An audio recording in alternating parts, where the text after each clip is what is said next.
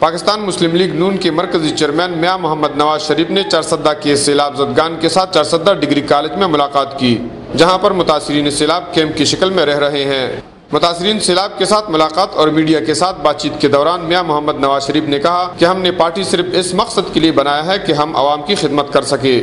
انہوں نے کہا کہ ہم مانتے ہیں کہ یہ بہت بڑا سیلاب تھا، لیکن حکومت کو اس وقت متاثرہ علاقوں میں ہو کر عوام کو اعتماد میں لینا چاہیے تھا۔ انہوں نے مزید کہا کہ حکومت کے پاس جتنی بھی وسائل ہیں ان سب کو بروئے کار لاتے ہوئے اس مشکل وقت میں عوام کی خدمت کرنی چاہیے تھی۔ انہوں نے مزید کہا کہ سیلاب میں عوام کو کافی تکلیف پہنچی ہے، لیکن حکومت کی تھوڑی سی داد رسی سے کافی بہتر حالات پیدا ہو سکتے تھے۔ انہوں نے تنقید کی کہ صوبائی حکومت نے وہ فرض ادا نہیں کی جو وقت کا تقاضا تھا۔ ایک سوال کے جواب میں میاں محمد نواز شریف نے کہا کہ ہماری طرف سے فوری طور پر تھوڑا بہت سامان اور دوائیاں پہنچ گئی ہے اور مزید سامان بہت جلد پہنچ جائے گا۔ انہوں نے حکومت اور مخیر حضرات سے بھی اپیل کی کہ وہ آگے آ کر اس کار خیر میں بڑھ چڑھ کر حصہ لیں۔